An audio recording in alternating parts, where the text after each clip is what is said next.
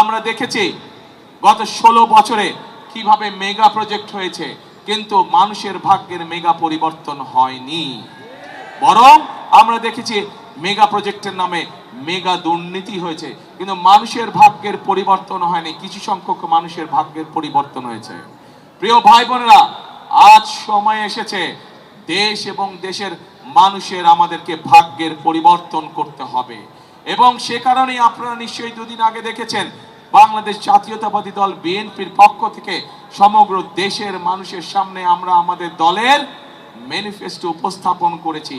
সেখানে আমরা নারীদেরকে কিভাবে আমরা সামনে এগিয়ে নিতে চাই, সেখানে আমরা ছাত্রদের লেখাপড়ার জন্য কি ব্যবস্থা করতে চাই, সেখানে আমরা উল্লেখ করেছি কিভাবে আমরা বেকারদের কর্মসংস্থানের ব্যবস্থা করতে চাই, সেখানে আমরা উল্লেখ করেছি কিভাবে আমাদের 40 লক্ষ প্রতিবন্ধী মানুষ আছে সারা দেশে, তাদের পাশে আমরা দাঁড়াতে চাই। সেখানে আমরা উল্লেখ করেছি যে কিভাবে আমরা আমাদের কৃষক ভাইরা যারা পরিশ্রম করে আমাদের খাদ্যের যোগান দেন, সেই কৃষক ভাইদের পাশে আমরা দাঁড়াতে চাই। সেখানে আমরা সুন্দরভাবে উল্লেখ করেছি আপনাদের এলাকার সন্তান আমিনুল যেমন একজন প্রফেশনাল খেলোয়াড়, শুধু আমিনুল একা কেন হবে, আমিনুল মতানো শত শত আমিনুল কিভাবে আমরা তৈরি করতে পারি দেশে, সেটির উল্লেখ আমরা করেছি। প্রিয় ভাই বোনেরা, যুব সমাজের বহু ভাই বোনেরা শিক্ষিত, কিন্তু তারা কর্মসংস্থানের অভাবে রয়েছে, তাদের অনেকেরই কর্মসংস্থান নাই।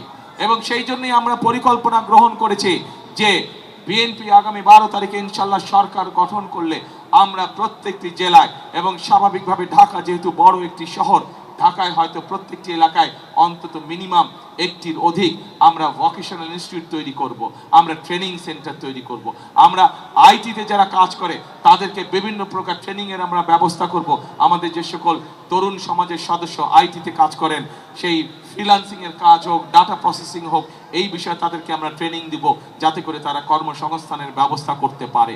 একই সাথে ভোকেশনাল ইনস্টিটিউটের মাধ্যমে আমাদের যেসব বেকার তরুণ ভাই বোনেরা আছে তাদেরকে আমরা ট্রেনিং দিব যাতে করে তারা নিজেদের কর্মসংস্থান, ছোট ব্যবসা তৈরি করতে পারে অথবা বিদেশে চাকরি বাকরির ব্যবস্থা করে নিয়ে যেতে পারে। সেই জন্যই এই দেশকে আমাদের গঠন করতে হবে যাতে এই দেশের সন্তানরা সুশিক্ষা পায়। এই দেশকে গঠন করে গড়ে তুলতে হবে যাতে এই দেশের মানুষ এই দেশেই কম বেশি সহজেই চিকিৎসা পায়। এই দেশকে আমাদের গড়ে তুলতে হবে, পুনর্গঠন করতে হবে যাতে এই দেশের সন্তানেরা লেখাপড়া শেষ করার পরে এই দেশেই তাদের ব্যবসা বাণিজ্য কর্মসংস্থানের ব্যবস্থা করতে পারে।